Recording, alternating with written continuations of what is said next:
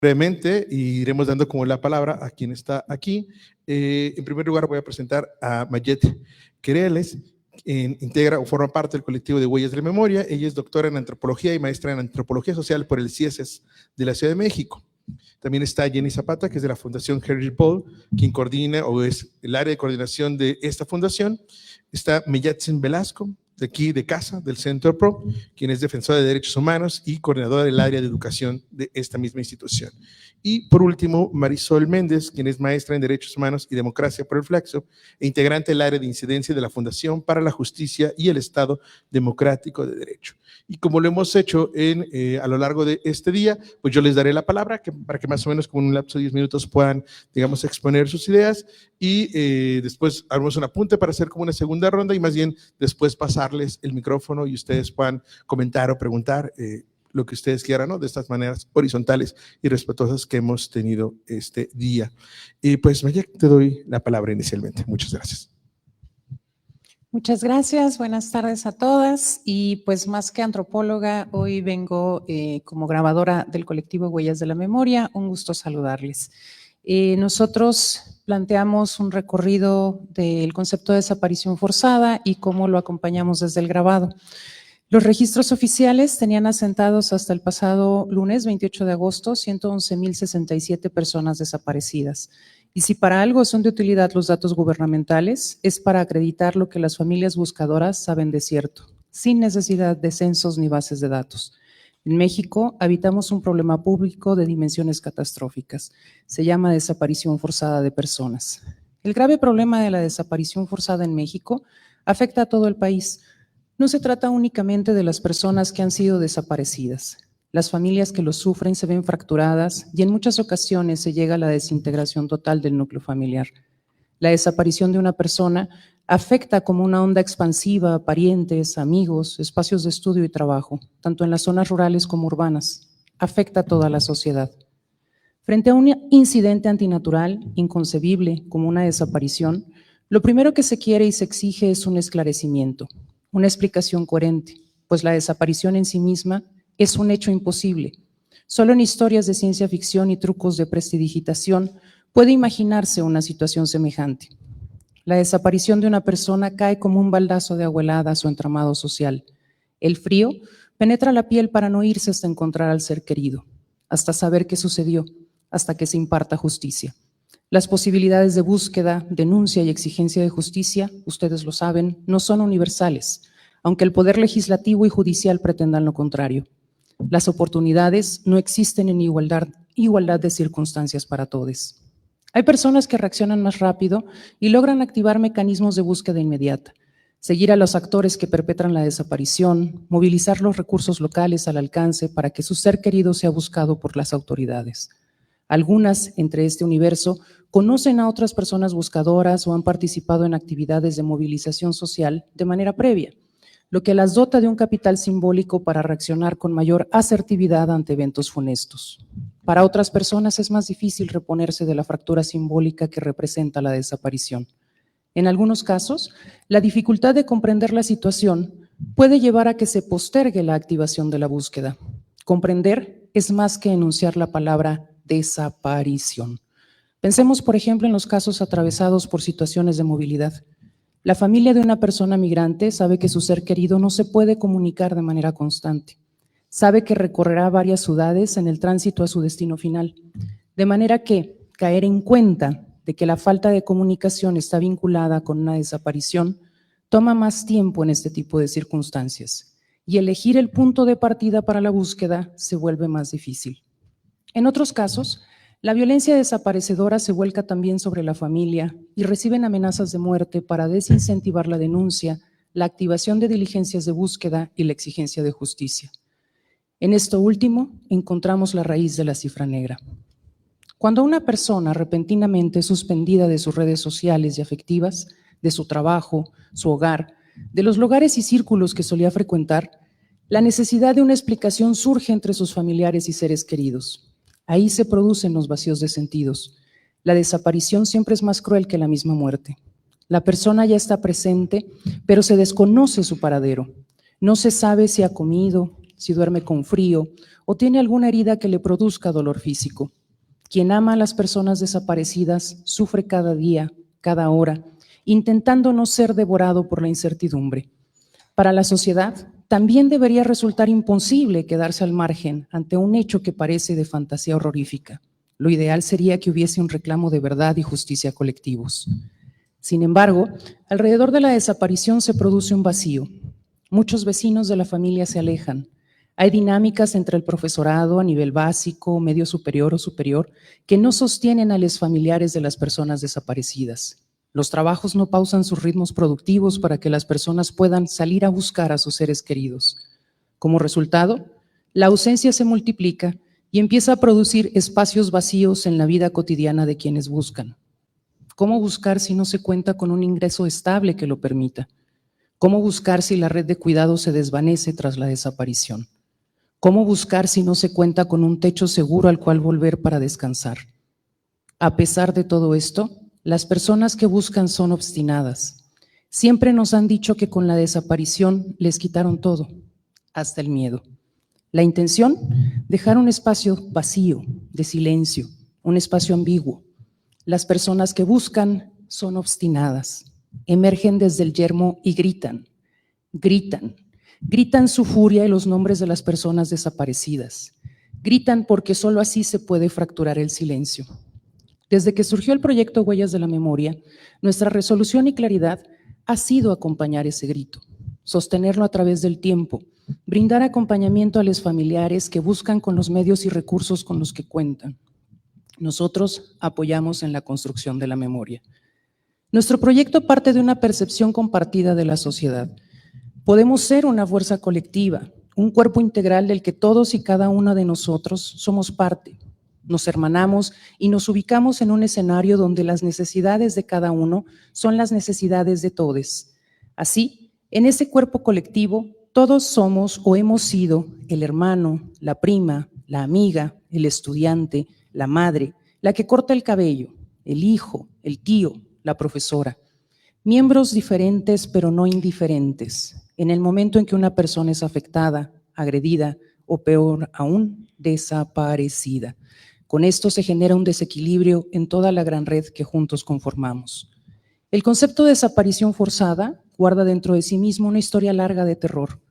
Nos han dicho que inició en la Segunda Guerra Mundial, pero la práctica de desaparecer personas es mucho más vieja. El tema es que nuestras nociones de crueldad y sufrimiento son históricas. La desaparición forzada navega entre múltiples significados, pero todos son sinónimos de violencia y crueldad. Es un concepto pleno de frustración por la incertidumbre, la angustia y el terror que deja atrás de sí. Como nos dice la filósofa Pia Lara, la crueldad humana tiene el objetivo de destruir la identidad de las víctimas. Es una violencia ejercida contra la identidad de los seres humanos, una violencia que busca causar una herida moral.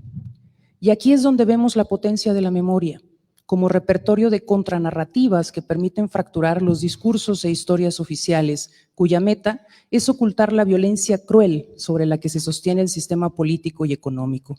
Una máquina letal que consume cuerpos y nos dice que todo está bien, que hay otros datos, tejidos con abrazos y sin balazos. La memoria se construye sobre el espacio público, posiciona la responsabilidad moral y nos enfrenta a asumir la responsabilidad colectiva por el pasado. Surgido a partir de observar las suelas de una buscadora, nuestro proyecto se centra en las personas que han hecho posible que se reconozca la desaparición forzada, que se nombre, que se tipifique el delito y la grave violación a derechos humanos. Esas personas cuyos gritos obstinados y constantes frente a gobernantes, policías, militares, otros servidores públicos y sicarios, sus gritos han abierto las puertas para la búsqueda y el diseño de políticas públicas en la materia. Nuestro proyecto ha buscado materializar esas voces y esos gritos en las suelas de los zapatos que han utilizado para recorrer caminos, instituciones de internamiento médico y penitenciario, buscando a sus seres queridos siempre. La dinámica de búsqueda inició a finales de la década de 1950. A partir de entonces, cada persona buscadora ha zanjado el camino para quienes han seguido los tristes derroteros de la desaparición forzada. Cada persona buscadora ha dejado una huella entre sus compañeras del colectivo, en la legislación impulsada para garantizar los derechos de búsqueda y atención a las familias, hasta llegar a la conformación de lo que hoy se llama Sistema Nacional de Búsqueda. Esto no ha sido resultado de la buena voluntad institucional, sino producto del esfuerzo de cientos de miles de familias caminando día a día para construir rutas de búsqueda. Por eso colocamos los zapatos de las personas buscadoras como sostén material para nuestro proyecto. Honramos los caminos andados, conmemoramos el esfuerzo que representa cada paso en medio de una espiral de violencia que no ha dado tregua. A esa materialidad anudamos a través del grabado las palabras de las personas buscadoras. Son ellas quienes plasman en papel la denuncia por la desaparición de sus seres queridos y quienes dirigen palabras de cariño, aliento y esperanza a las palabras que buscan. Sus palabras son la urdimbre de las contranarrativas a la historia oficial, esa que se insiste en negar, en desdecir la desaparición, esa que nos ha dicho durante los últimos 5 años que en México ya no pasa nada y que ha impulsado un censo para reducir las cifras, pero no la violencia ni la desaparición. Cada línea escrita por las personas buscadoras es una narración crítica, elaborada desde los espacios marginales al poder. Y esas palabras nos permiten abrir un proceso de comprensión plural de los últimos 70 años de nuestra historia. Las personas del colectivo tomamos los trazos hechos sobre un papel y los llevamos con la gubia a las suelas de los zapatos donados por ellas mismas, por las buscadoras. Ellas han decidido participar en el proyecto. Empezamos con un par de zapatos y huellas. Actualmente contamos con un acervo de 250. En 2013, solo se pensaba en un relato nacional y conforme se fueron haciendo visibles las huellas y circulando entre exposiciones, fuimos recibiendo zapatos e historias de otras partes del mundo. Sí, tristemente del mundo. Contamos con huellas de personas que buscan a sus seres queridos después de perderles la pista en el trayecto hacia Estados Unidos a través de México o hacia Europa a través del Mediterráneo. Nuestras manos se convierten solo en instrumentos para el trazo, para la instalación y el transporte. Somos solo un vehículo para colocar las historias de las personas buscadoras en la vía pública. Y en atención a ello, en 2017 imprimimos una manta de 10 metros con todas las huellas y los rostros de las personas desaparecidas a quienes se nombran esas huellas. La manta abreva del repertorio de memoria latinoamericano. Nunca hemos pretendido originalidad en nuestra intervención en el espacio público. Lo que importa es eso, llevar la presencia, irrumpir en el relato y pasajes cotidianos. La manta toma el espacio cuando las madres acuden a protestar en CDMX, Ciudad de México, o se apropia de muros infranqueables de instituciones escolares para mostrar una pequeña porción de la inmensa cantidad de personas desaparecidas. En 2020, Ana Enamorado nos invitó a colocar sus huellas enfrente de la Fiscalía General de la República, y a las suyas han seguido muchas otras. Poco a poco, el muro frente a la Fiscalía se ha convertido en un memorial al que no solo nosotros acudimos para colocar narrativas de las atrocidades de nuestros tiempos. Las huellas conviven ahí con un mural de denuncia por la persecución política y comparten espacios con las fichas de búsqueda que algunas familias han colocado. La intención es la misma, que los servidores públicos al entrar y al salir vean los rostros de las personas a las que no buscan con debida diligencia, que vean los nombres que pretenden no conocer al citar solo estadísticas. Material visual y escrito, con colores que indican en verde si las buscadoras aún guardan la esperanza de localizar a su ser querido. En naranja, si la persona dueña de los zapatos sobrevivió a un proceso de desaparición. En rojo, si la persona buscadora fue asesinada en sus actividades de búsqueda. Y en negro, si la persona desaparecida fue localizada sin vida. Material de memoria con el cual buscamos honrar el trabajo de miles de personas buscadoras y que en el marco de este 30 de agosto queremos dedicar a Mario Vergara, buscador que recorrió el país entero, compartiendo sus aprendizajes sobre la búsqueda en campo, buscador audaz, reconocido por la dulce sonrisa que le acompañaba y que abandonó este plano el pasado 18 de mayo de 2023. Pero dejó una profunda huella en ciertos de corazones hermanados en la búsqueda y acompañándolo siempre en la búsqueda de su hermano Tomás. A él y a todas las personas buscadoras que han partido sin localizar a sus seres queridos, las honramos, honramos su trabajo y el camino trazado, porque estarán presentes ahora y siempre.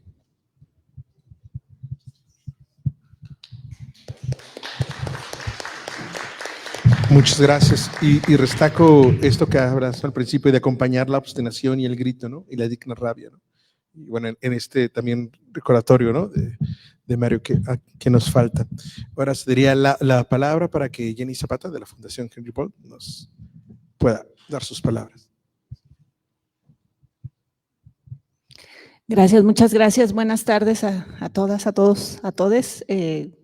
La verdad es que hace un día muy conmovedor y la verdad me siento muy honrada de estar en esta mesa hoy. Bueno, vamos a compartir un poco del trabajo de la Fundación Heinrich Böll. La Fundación Böll, y perdón para quienes van a oír esto por 29ª vez, la Fundación Heinrich Böll es una fundación política alemana. Trabajamos con recursos de la cooperación internacional alemana y somos como organización, pues somos una organización afín al Partido Verde Alemán. En el Partido Verde Alemán se agrupan pues entre los 80s, finales de los 80s, el momento de la reunificación, se agrupan los movimientos no solo ambientalista, ¿no? Que es a lo primero que nos remite la idea del verde, sino también el movimiento feminista, el movimiento de derechos humanos, el movimiento antinuclear y el movimiento pacifista. Entonces, en esa agrupación de ideas y en esas bases está sentada esta política verde que es la que impulsamos.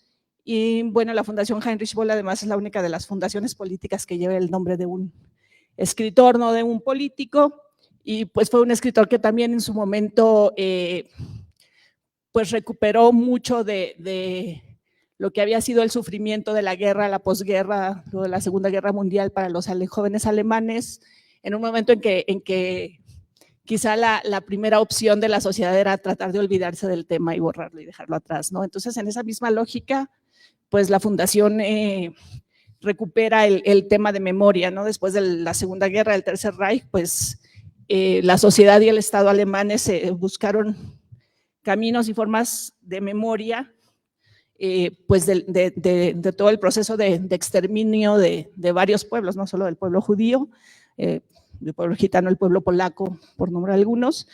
Y bueno, pues nunca más, que fue lo que movió a este proceso de memoria en Alemania, es parte del consenso y de la narrativa en la que se basa, en la que se funda el Partido Verde Alemán y la Fundación.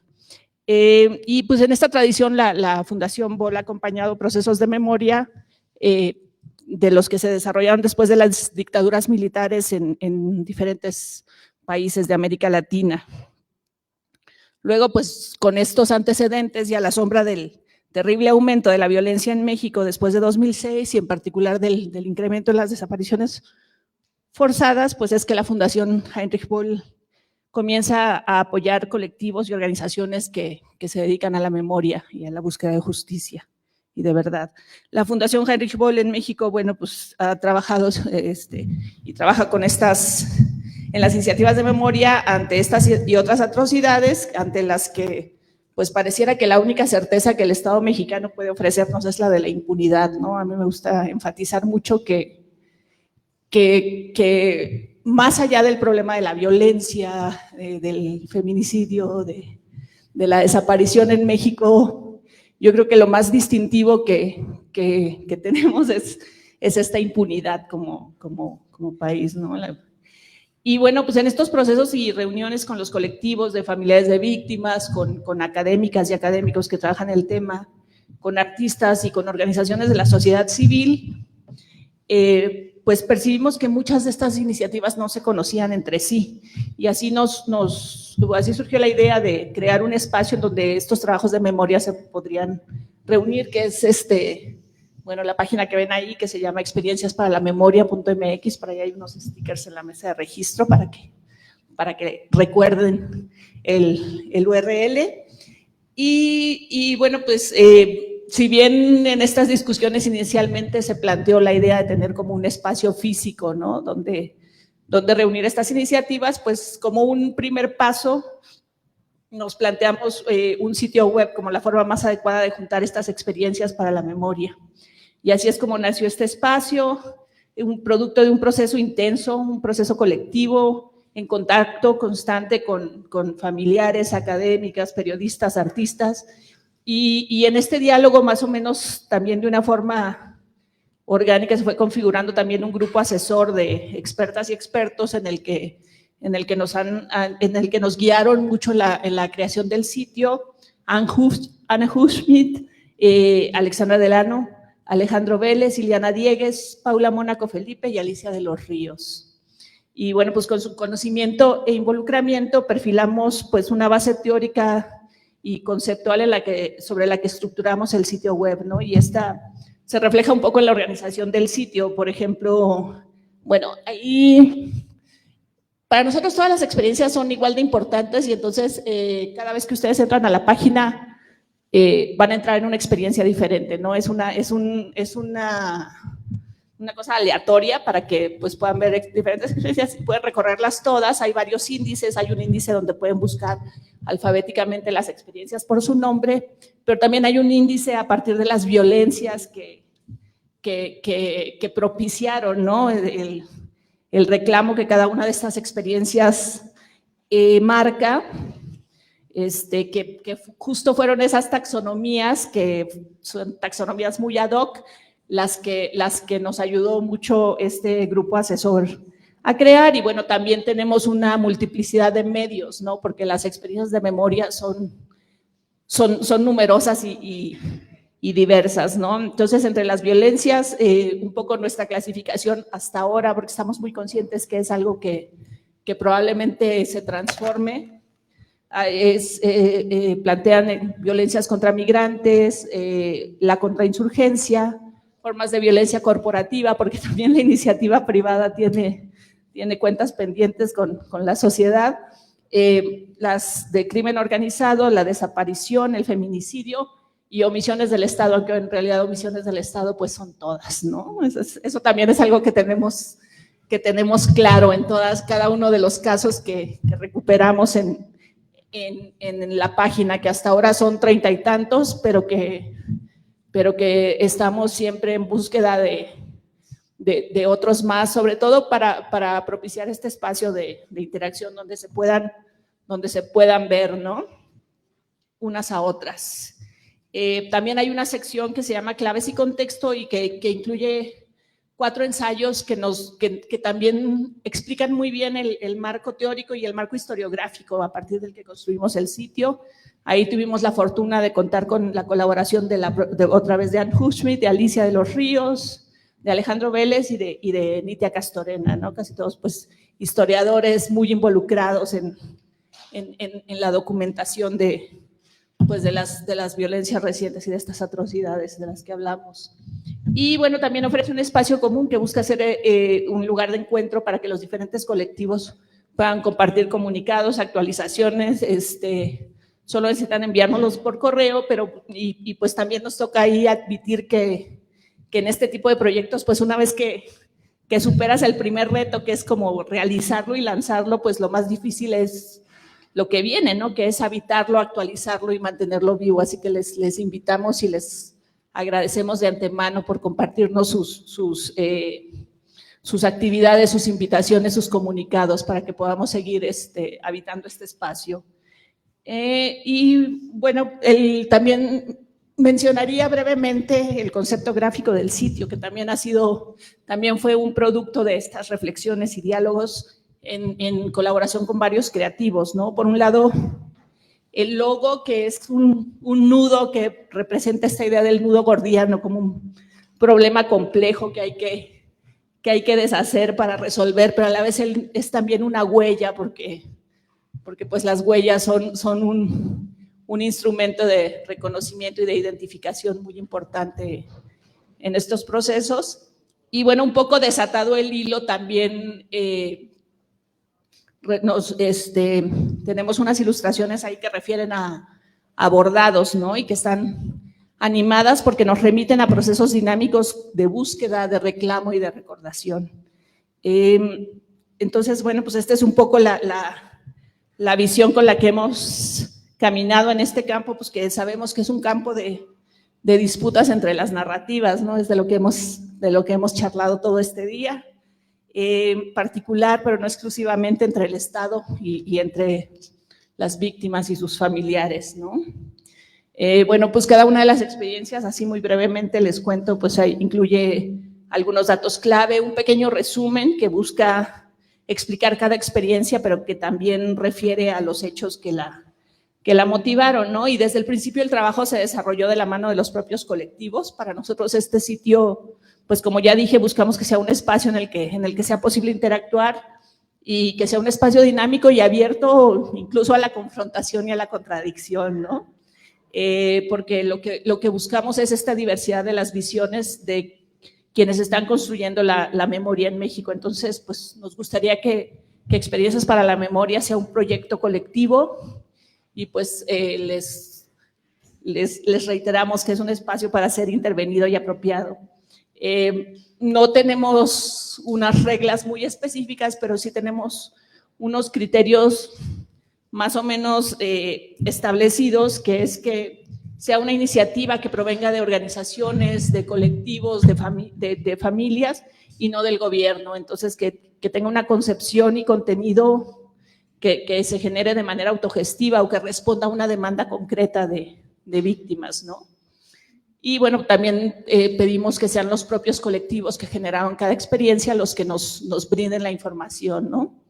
Para como una forma un poco de transparencia, de veracidad.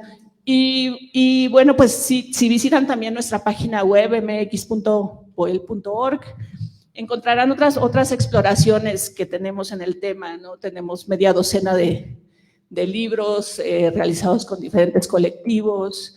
En noviembre pasado realizamos el evento Mosaico de Memorias, donde contamos con la presencia de José Carlos Agüero, de un activista, escritor peruano que también nos regaló una mirada desde su experiencia muy, muy interesante. Entonces todos esos videos están ahí guardados en nuestro sitio, pueden visitarlos. Pues finalmente recapitularía un poco en el sentido de que lo que hacemos como fundación desde este acompañamiento al proceso, pues es compartir las historias de atrocidades recientes desde la voz de sus víctimas y de los colectivos y las organizaciones que las acompañan. Reconocemos que la memoria surge de múltiples relatos que pueden ser contradictorios y por eso nos centramos en las personas y en los grupos que están construyendo la memoria en México fuera del relato hegemónico, ¿no? Fuera de la memoria oficial, porque, pues bueno, aquí me gustaría retomar una pequeña cita de Fritz Glockner, ¿no? Sobre este planteamiento de lo que es el relato único y por qué no nos gusta la idea de la memoria oficial, porque es clásico que la historia oficial acostumbre cultivar la idea de los cadáveres. A los hechos históricos y a los personajes del pasado se les convierte en esqueletos para inmovilizarles. Se les despoja de toda actividad humana para mudarlos en referencias huecas. De ahí que la acción heroica del pasado no permita cuestionar las decisiones del presente.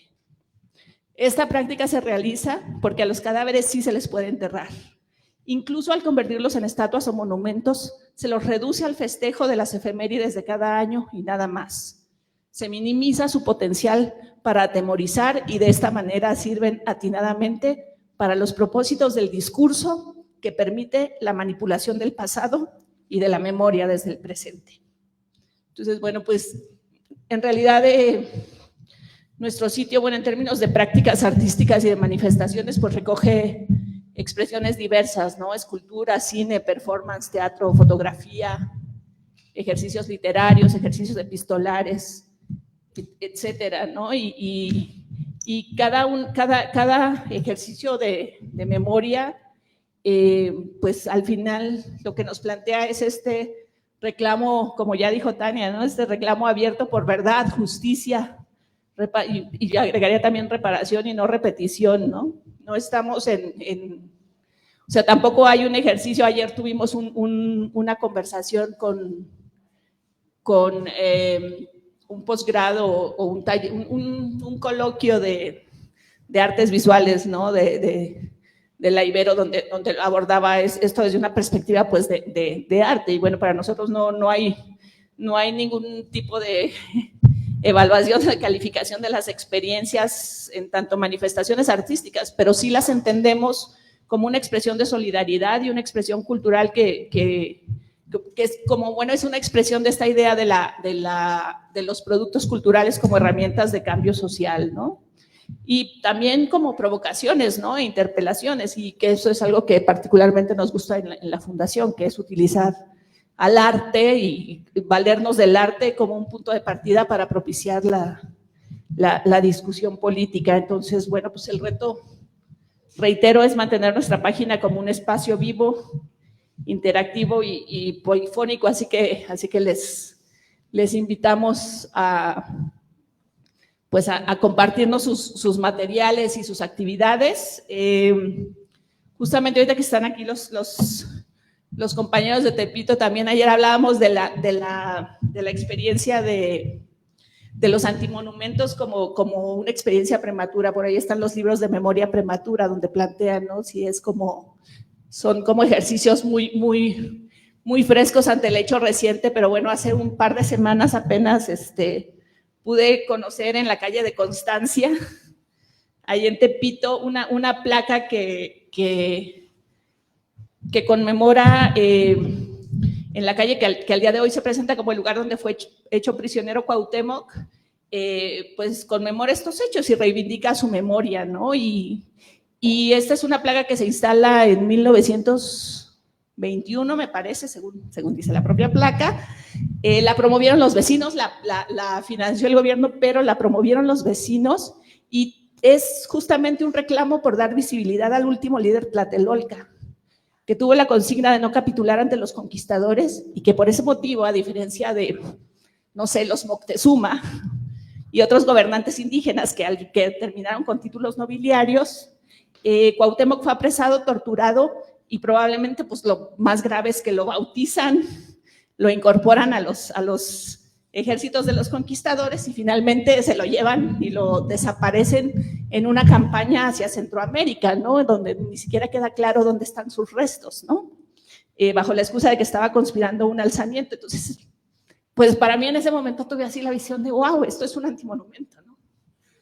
Porque reivindica la memoria popular, desde un barrio que se identifica como clase trabajadora, que se identifica en la opresión, en la invisibilización, el borrado, pero también y sobre todo en la resistencia, aún 400 años después del evento. Entonces, pues bueno, nada más quería concluir con eso porque fue también una experiencia muy interesante, y pues muchísimas gracias.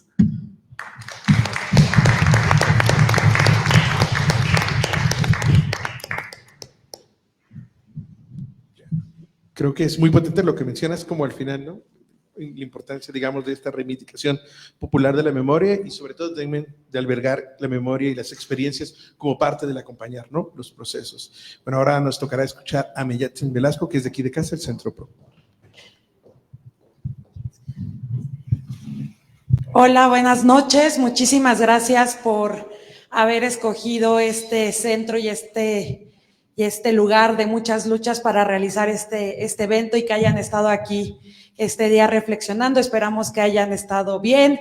Reiterar que el Centro Pro es la casa de todos ustedes, y que esperamos volver a verles en otros momentos y para otras reflexiones. Queremos agradecer, pues, por supuesto, a la Fundación BOL, que sin duda es parte de nuestros socios estratégicos y soporte muy importante de nuestra labor por varios años, y sin su acompañamiento, como acompaña a otras luchas, y un poquito ya nos los compartió ahorita Jenny, y su apoyo, pues seguramente nosotros desde el Centro Pro no podríamos desarrollar nuestros acompañamientos en los procesos de justicia y verdad, y sobre todo ahora que es un poco de lo que voy a hablar, con familiares y colectivos de personas desaparecidas. Para mí es un gusto y es una alegría poder estar en esta mesa. Cuando nos invitaron, reflexionábamos mucho. En realidad la invitación se le hicieron al director, no es cierto. Pero un poco de cómo platicamos cuando llegó la invitación, con Santiago, el director del Centro PRO, platicábamos un poco cómo compartir y transversalizar y horizontal, que es un poco lo que escuchaba al principio de esta mesa, cómo hacemos el trabajo en el Centro PRO. Y entonces yo escribí algunas cosas que reflexioné en torno al acompañamiento de memoria, justicia y verdad que realizamos en el Centro PRO y a partir de la labor que realizo coordinando el área de educación del Centro PRO, que es el área encargada de poder acompañar, acuerpar y estar al pendiente de los colectivos y las familias de personas desaparecidas. Lo hacen todas las áreas, pero sin duda nuestra labor es estar mucho en varios de los procesos más de manera cotidiana. Entonces voy a empezar. En junio de 2021 llegaron al Centro PRO escapando de la violencia los profesores María del Tránsito y Javier Barajas, quienes primero habían sufrido la desaparición de su hija Guadalupe, a quien encontraron en una de las fosas de Salvatierra, y después el asesinato de su hijo Javier por ser buscador. A causa de esa labor, al lado de otras familias de Guanajuato, su vida también corría peligro, tendiendo que abandonar todo lo que conocían y llegando a una ciudad que no sabía qué iban a esperar. Después de 2 años de ese junio de 2021 y de un proceso penal muy largo, llegó la etapa de juicio oral que dio inicio el pasado 31 de mayo de este año y donde el Tribunal Unitario de Juicio Oral en materia penal del Estado de Guanajuato, que está ubicado justo en Salvatierra, integrado por el juez Eduardo Villagómez Amezquita, decidió el 23 de agosto en su sentencia exonerar a las personas acusadas por el homicidio calificado de Francisco Javier Barajas, el hijo de los profesores. Palabras más, palabras menos, la responsabilidad que se estableció en esa sentencia era la mala investigación realizada por la Fiscalía del Estado de Guanajuato. Después del duro golpe que significó esto para los profesores, puedo decir que acompañar a las víctimas y familias de la violencia no solo en sus procesos de memoria, sino también y de justicia y de verdad, y de su búsqueda, que al final creo van todas juntas, encuentra su sentido en que no vamos a poder solas y solos. Enfrentar los grandes problemas en los que estamos hoy en día como país a causa de la violencia y sin duda la impunidad que vivimos. Mucho de lo que hoy quiero compartir en este espacio son los aprendizajes, pero también los retos que desde el Centro PRO hemos construido en el camino con las personas que nos han dado la confianza para acompañarles, así como los profesores, muchas otras que deciden que a pesar del dolor, el miedo, incluso el terror, seguir alzando la voz. Hace algunos días el profesor Javier, el papá de Javier, muy enojado decía que no podía creer que si su caso era tan visible y conocido, la Fiscalía había hecho las cosas tan mal y que el juez había hecho su trabajo de esa manera. ¿Cómo era que enfrentaba, se preguntaba, otras familias este tipo de situaciones? No utilizaba la palabra enojo, más bien impotencia, ante lo que es en general el actual de las autoridades. Y yo pensé en ese momento que justo nuestro trabajo estaba ahí, en caminar juntos, en apoyar, en buscar otros caminos, e incluso, a pesar de esa impotencia, que ésta se transforme en motor de exigencia. La verdad es que creo que no hay receta de cómo surgen los acompañamientos, porque era una de las preguntas que nos mandan.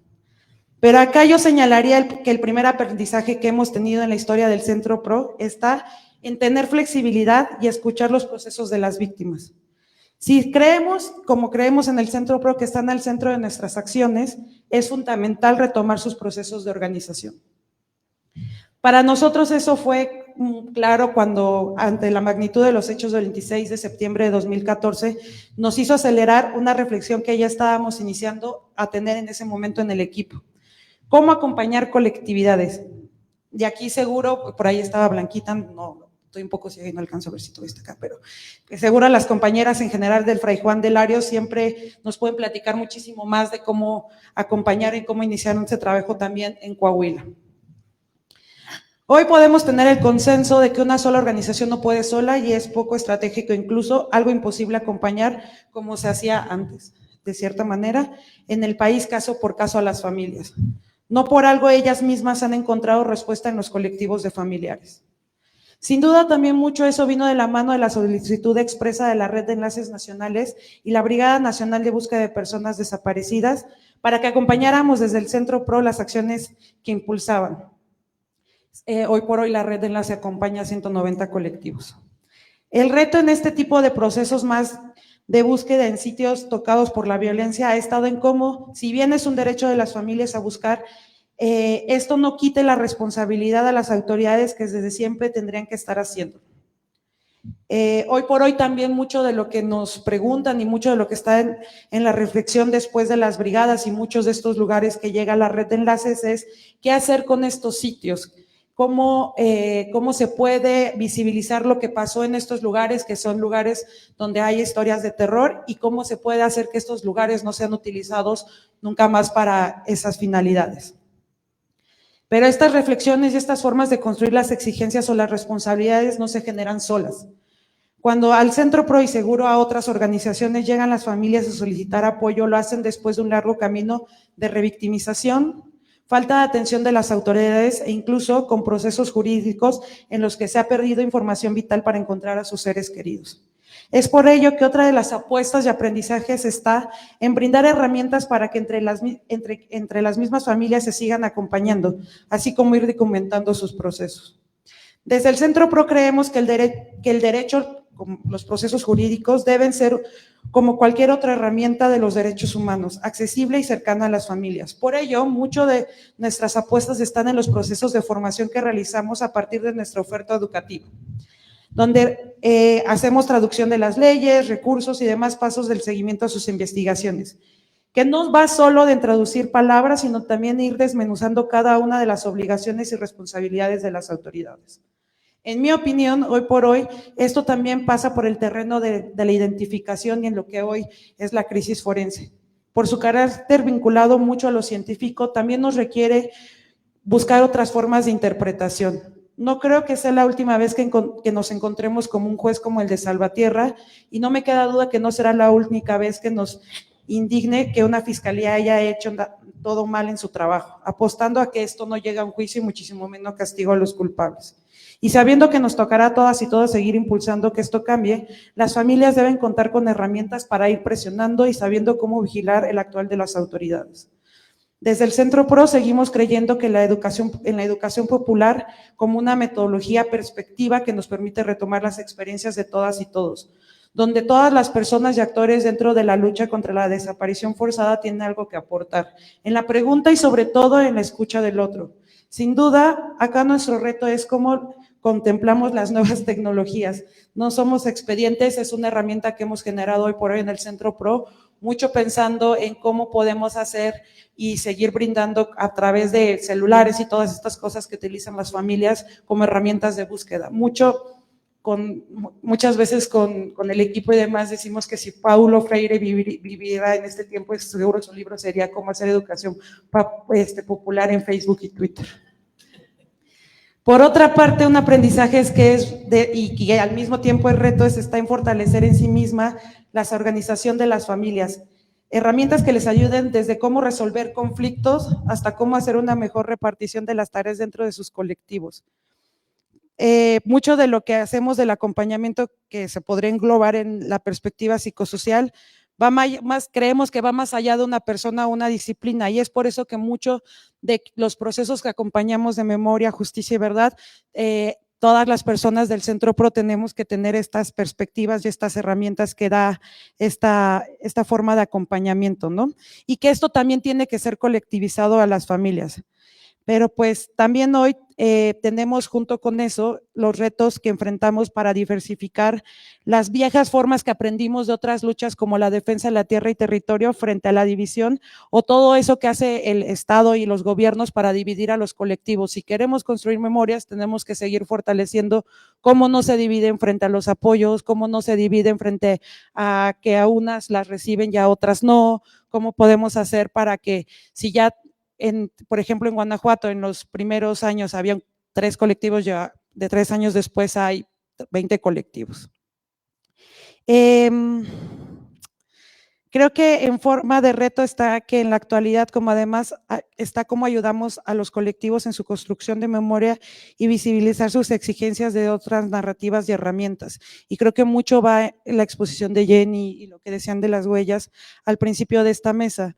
O sea, creo que nunca la apuesta es dejar de marchar o hacer plantones o las dinámicas que construimos, pero sin duda cómo es y podemos revisar otras formas de ayudar a visibilizar y que la sociedad se acerque a esas exigencias de los colectivos desde otros lenguajes y otras acciones. Incluso creo que también frente a el desgaste mismo de la búsqueda, cómo estas acciones no las desgastan más, ¿no? Y creo que ahí desde el arte que ya se mencionaba, pero también desde las nuevas formas de comunicación hay muchos caminos que de repente creo que los colectivos y desde la desaparición forzada hoy por hoy ha costado más trabajo retomar para las familias y que algo que nos ha mostrado mucho en impacto los colectivos feministas.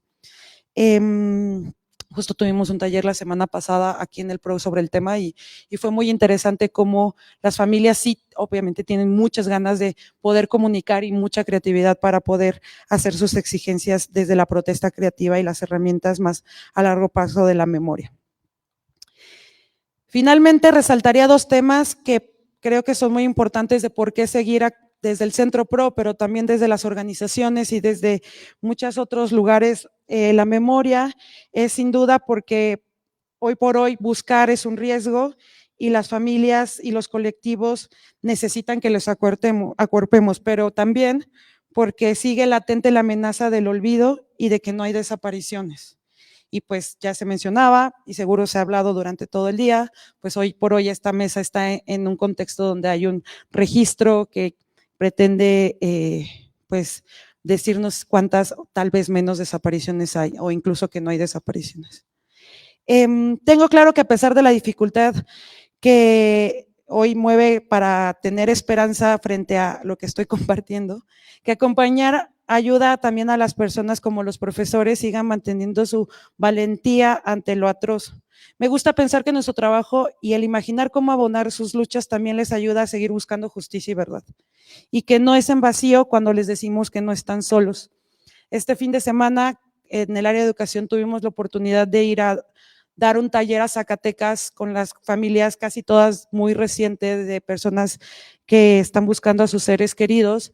Y hace ratito, justo antes de iniciar esta mesa, me mandaron cómo hicieron por primera vez una acción de pega de fotografías en la Fiscalía de Zacatecas. Por supuesto, les llevaron 10 policías no muy amables, pero justo mucho era la motivación de poder construir memoria desde esa forma de ir compartiendo saberes y cosas de experiencia que hemos construido desde estos espacios otros con quienes desafortunadamente siguen teniendo que buscar a personas desaparecidas.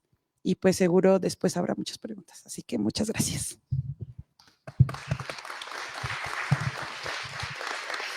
Ahora sí, bueno. Muchísimas gracias, Miyetzin. Y yo también, como enfatizo en la idea de acuerpar, ¿no? Y de pensar que finalmente las familias, ¿no? Han andado un gran trayecto y todos tenemos como esta corresponsabilidad, ¿no? De sumarnos, ¿no? Y acuerpar para que puedan como reparar, descansar y nosotros, digamos, hacer esa carrera de relevos, ¿no? Porque si no, no va a ser posible. Y finalmente cederé la palabra a Marisol Méndez, de la Fundación para la Justicia y el Estado Democrático de Derecho. Muchas gracias. Gracias por la presentación a mis colegas, que me da mucho gusto compartir la mesa con ellas. Muchas gracias a la Fundación y también especialmente a Jorge Verástegui, que anda por allá atrás, por invitarnos y organizar esta mesa tan importante. Bueno, yo traigo una presentación, no sé si se pueda poner, quería compartirles unas fotografías sobre los procesos de acompañamiento que llevamos en la Fundación para la Justicia con familias de personas migrantes desaparecidas y ejecutadas. Bueno, la foto que ven ahí es del antimonumento 72 migrantes, que más adelante hablaré de él. Pero antes, bueno, quisiera dar una breve introducción respecto a lo que mencionaban justamente de estos procesos de memoria que van ligados a la exigencia de verdad y justicia, en donde para las familias de personas migrantes es pues más complejo aún, porque son personas de escasos recursos que no pueden venir a México a realizar la búsqueda de sus seres queridos, no pueden venir y participar en las búsquedas forenses, ni venir y exigirle al Ministerio Público que haga una búsqueda activa, una búsqueda seria y eficaz, y eso para las familias es sumamente frustrante, porque no pueden a veces ni conseguir una visa para poder viajar a México, aparte del recurso económico que se requiere para tramitar una visa se requieren varias cosas, entre ellas, por ejemplo, tener una cuenta bancaria, que muchas de las familias no tienen porque a veces no tienen trabajos formales. Entonces, los obstáculos para acceder a la verdad y a la justicia son mayúsculos. Y en estos casos es muy valiosa la solidaridad de las familias también de México, de los colectivos de familias en México y de las organizaciones que les acompañan y les abren el camino para venir y tocar una puerta a cualquier institución para realizar una búsqueda.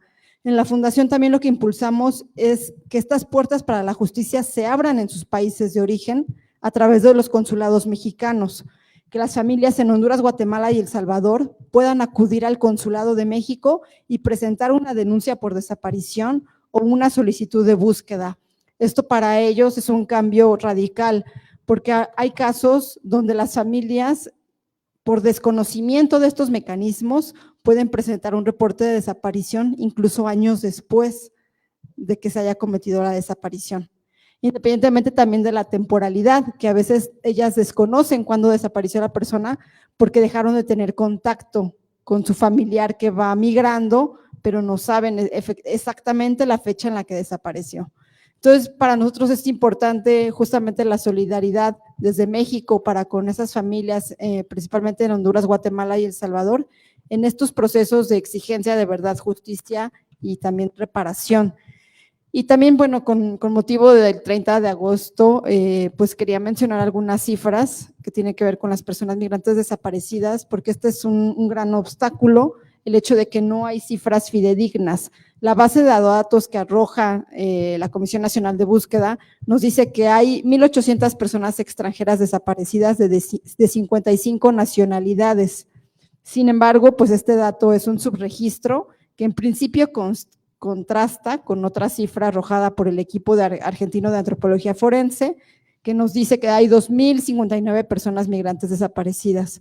Entonces, para empezar, ni siquiera hay una cifra real que nos diga cuántas personas migrantes desaparecidas hay en México, que nos permita hacer un análisis para identificar cuáles son las rutas migratorias de mayor riesgo, cuáles son los estados donde están desapareciendo las personas y que nos permita también realizar estrategias de búsqueda con un enfoque de macrocriminalidad, porque aquí operan bandas criminales que no nada más están establecidas en México, sino que también en los países de origen y que son las que realizan pues este tráfico de personas migrantes.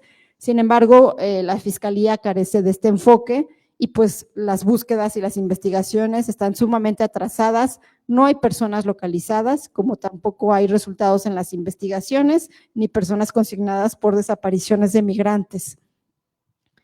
Entonces, bueno, en este contexto es en el que se forman los comités de familias de personas migrantes desaparecidas en Centroamérica, comités que tienen varios años de lucha y de organización. Por ejemplo, en Honduras podemos mencionar a COFAMIPRO y COFAMICEN, en Guatemala está FAMIDEC y en El Salvador está COFAMIDE, que son colectivos que han venido también en ocasiones a México para reunirse con otros colectivos de familias mexicanas, pero que ellos también pues tienen sus propios procesos de búsqueda en sus países de origen y que ellos también han establecido redes que fortalecen la búsqueda y que ayudan a visibilizar la problemática en México, porque el hecho de que ellas no estén aquí físicamente exigiendo justicia ante la Fiscalía, pues también no visibiliza suficientemente la problemática. Y bueno, yo también quería arrancar dando una definición de memoria que retomé de los principios sobre políticas de memoria con enfoque de derechos humanos que tiene la Comisión Interamericana de Derechos Humanos, y que dice que por memoria se entiende las formas en que las personas y los pueblos construyen sentido acerca del pasado y cómo relacionan ese pasado con el presente en el acto de recordar. Y por otro lado, también menciona lo que se entiende por políticas de memoria, como la promoción de una cultura inspirada en los valores de democracia y orientada a crear conciencia sobre la necesidad de impedir que vuelvan a ocurrir graves violaciones de derechos humanos a partir de intervenciones legítimas, sustentadas en evidencia documental y forjadas con la participación de las víctimas y familiares. Y justamente, pues estos dos conceptos nos hablan de los dos tipos de memoria que se construyen.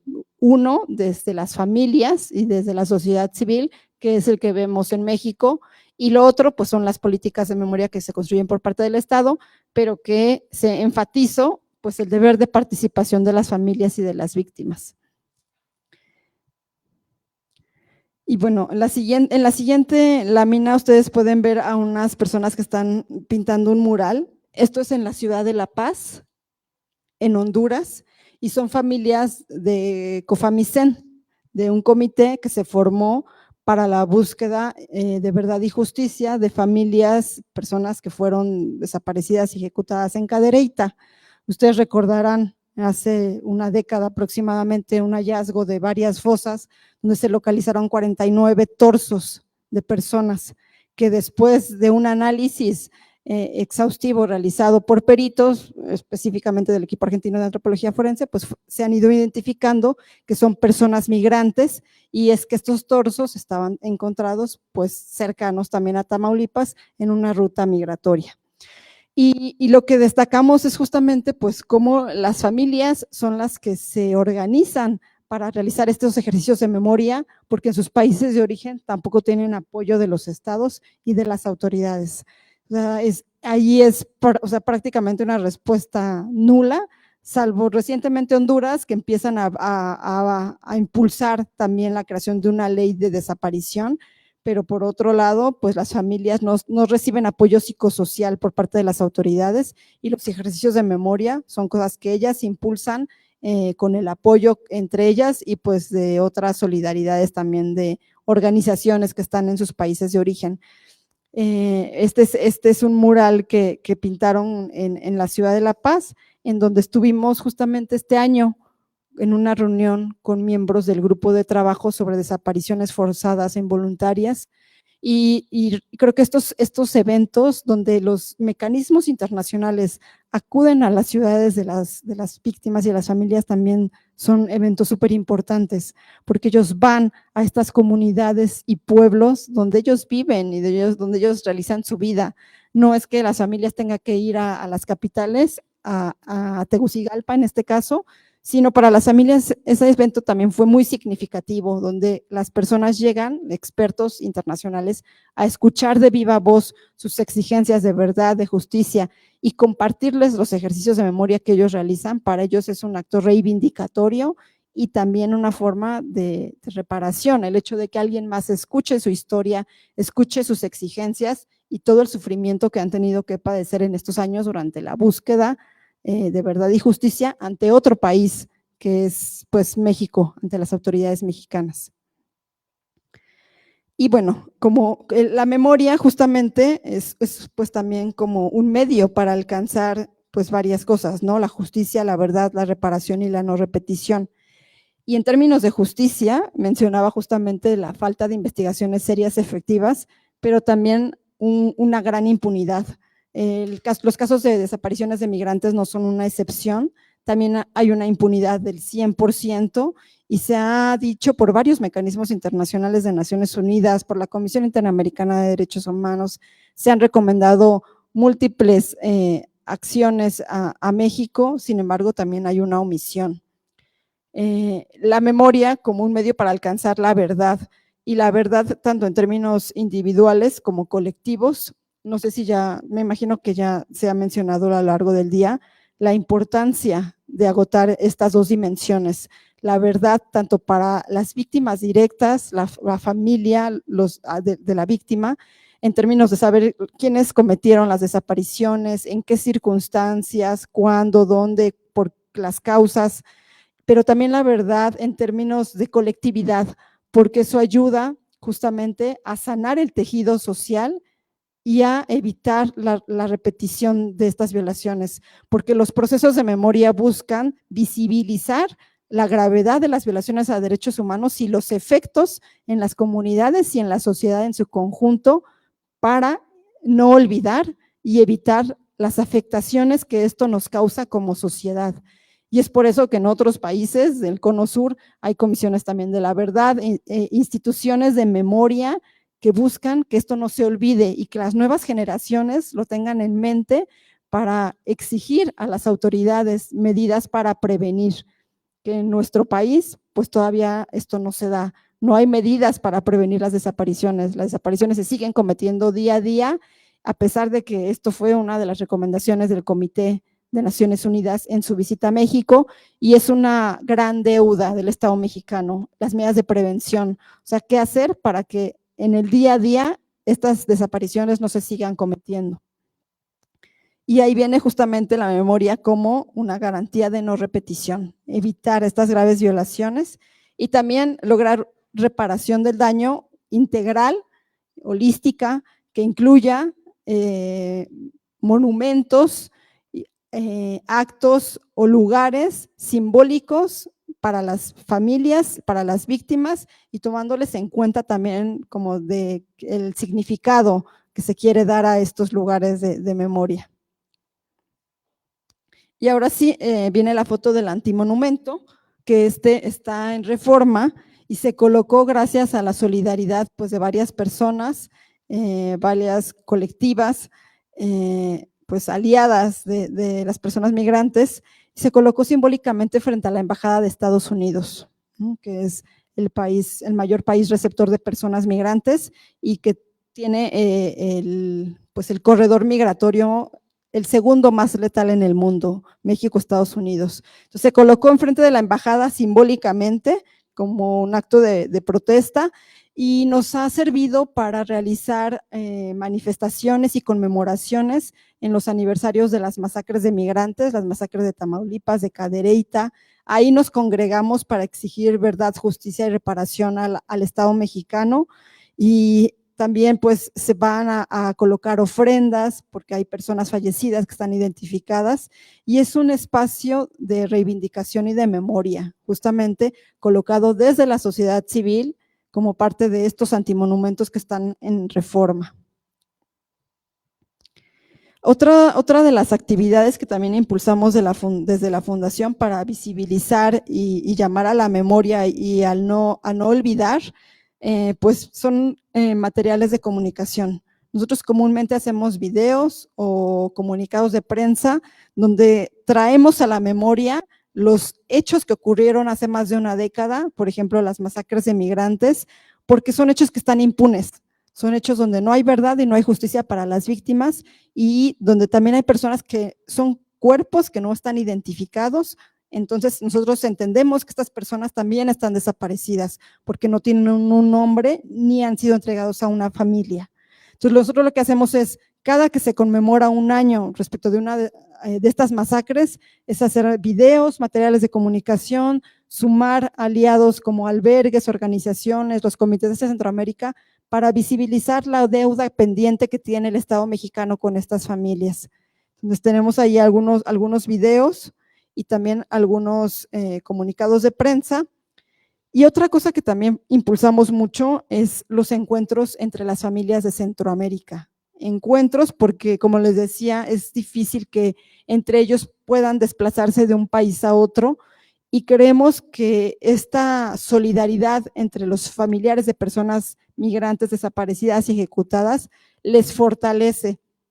En principio, porque hay colectivos que tienen ya bastante tiempo andando, bastante camino recorrido en la búsqueda de verdad y justicia, y que lo que ellos saben, pues se lo pueden enseñar a los colectivos nuevos o a las familias que están empezando este camino por la búsqueda de sus seres queridos. Entonces nosotros tratamos de impulsar mucho los encuentros de familias de los 3 países, ya sea en Guatemala, Honduras, El Salvador, y estos encuentros son muy enriquecedores porque entre ellos comparten sus aprendizajes, pero también se fortalecen al ver el acompañamiento y la fortaleza de otros familiares, pues que también están en la misma lucha y que llevan mucho tiempo pues buscando a sus seres queridos, y se comparten sus enseñanzas, sus aprendizajes, los obstáculos, y también hacemos un reconocimiento a estos comités porque gracias a la incidencia que ellos han realizado en México,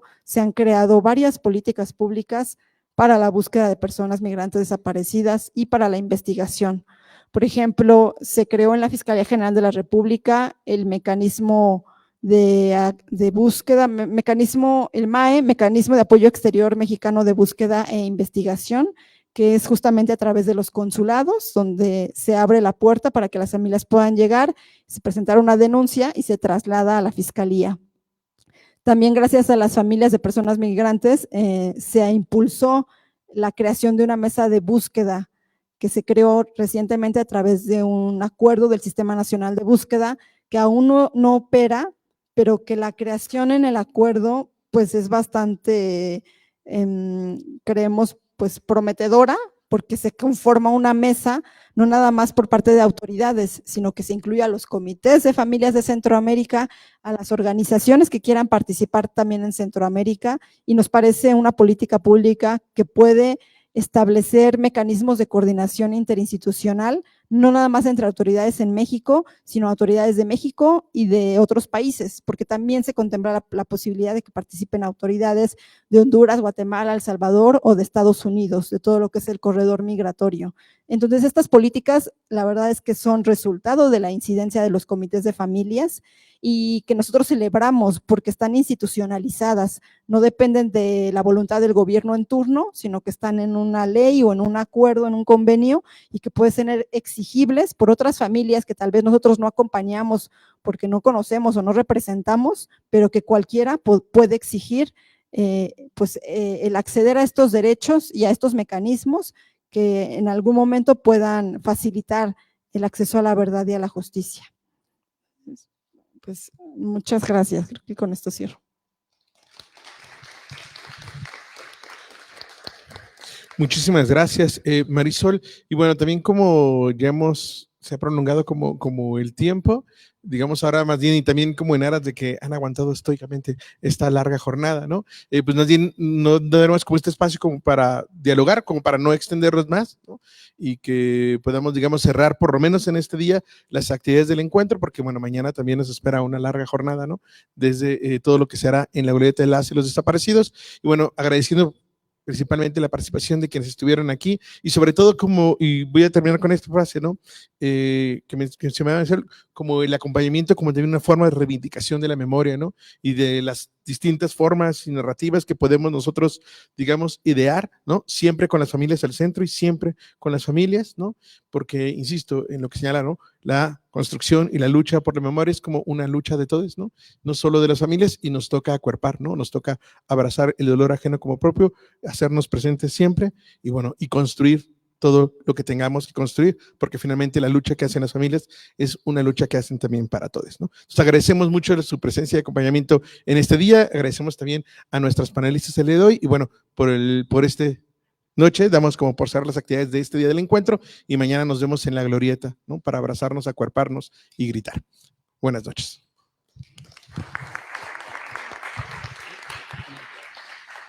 No, agradecer a las compañeras, a Darwin por la mesa, a quienes han aguantado desde la mañana, también por eso ya nos dimos este otro espacio para dialogar, pero está ya la cena lista en el último piso como a la hora de la comida y creo que ahí también podemos intercambiar y seguir dialogando con las compañeras, con compañeros. Entonces, todos están invitados a compartir la cena por las escaleras hasta el último piso. Les esperamos para que no se enfríe la comida. Gracias.